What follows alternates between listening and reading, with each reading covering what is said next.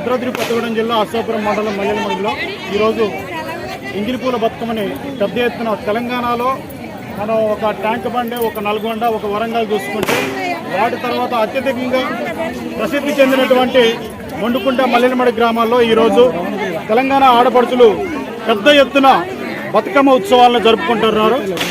దాన్ని ఉద్దేశించి వారి మాటల్లో మనం విందాం. మాది అశ్వాపురం మండలం మల్లెలమడుగు గ్రామం.